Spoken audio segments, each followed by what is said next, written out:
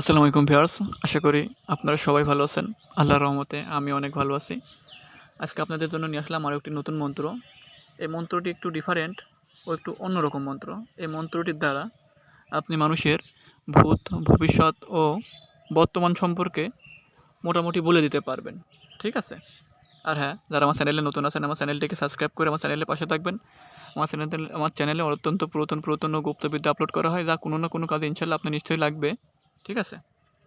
আসুন মন্ত্রের main topic আসা যাক। আপনারা স্ক্রিনে যে মন্ত্রটা দেখতে পাচ্ছেন 3 লাইনের মন্ত্র, ছোট্ট মন্ত্র। প্রথমত কাজ হবে আপনারা এই মন্ত্রটিকে ভালোভাবে মুখস্থ করে নেবেন। ঠিক আছে? মুখস্থ করা হয়ে গেলে আপনারা এই কাজটি পুরো 7 দিন করতে হবে। মানে এক শনিবারে শুরু করবেন, তার পরের শনিবার পর্যন্ত আপনাদের কাজটা কন্টিনিউ করতে হবে। আর এই কাজটা করা পর্যন্ত আপনাকে নিরামিষ খাইতে হবে। ঠিক আছে? আমিষ কোনো কিছু খাওয়া যাবে না, নিরামিষই হইতে হবে। নিয়ম মাফিক কাজ করতে হবে, তাহলে পরে আপনি মন্ত্রের সফলতা পাবেন।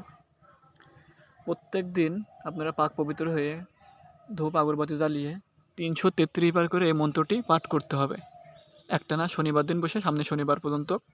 তাহলে পরে আপনি এই মন্ত্রটিকে জপসিদ্ধি করতে পারবেন, এই মন্ত্রটিকে আপনার নিজের নিয়ন্ত্রণে করতে পারবেন। তারপরে এই মন্ত্রের দ্বারা আপনি মানুষের যে কারো ভূত, ভবিষ্যৎ ও বর্তমান সম্পর্কে বলে দিতে সক্ষম হবেন।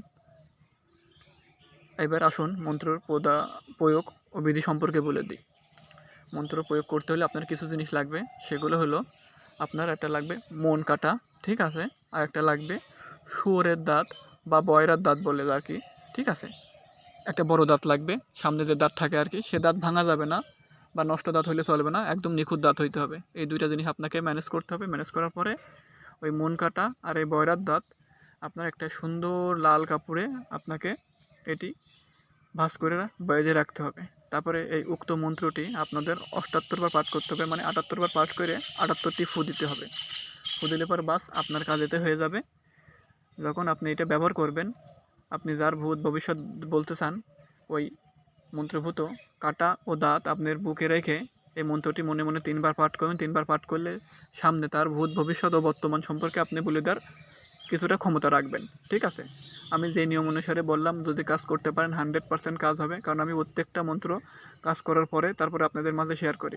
আর হ্যাঁ, যারা আমার মাধ্যমে কাজ করাতে চান দেশে ও দেশের বাইরে থেকে, স্ক্রিনে দেওয়া নাম্বার আছে, আমার সাথে যোগাযোগ করতে পারেন। আপনাদের যে কোনো সকল সমস্যার সমাধান করার ইনশাল্লাহ আমি চেষ্টা করব। ঠিক আছে? আপনারা যারা জ্যোতিষবিদ করেন, যারা মনে করেন যে হস্তরেখা দেখেন, তারাও এইগুলো চাইলে এটা ব্যবহার করতে পারেন, বা সাধারণ মানুষও ব্যবহার করতে পারবেন। আমি যে নিয়ম অনুসারে বললাম কাজ করতে পারবেন, সমস্যা নাই। ঠিক আছে? আশা করি আমার কথা বুঝতে পারছেন। আমি যে নিয়ম অনুসারে বললাম কাজ করলে পরে ইনশাল্লাহ আমার জন্য দোয়া করবেন। আপনার সাথে দেখা হবে পরবর্তী ভিডিওতে। আপনারা সবাই ভালো থাকবেন। আল্লাহ হাফেজ।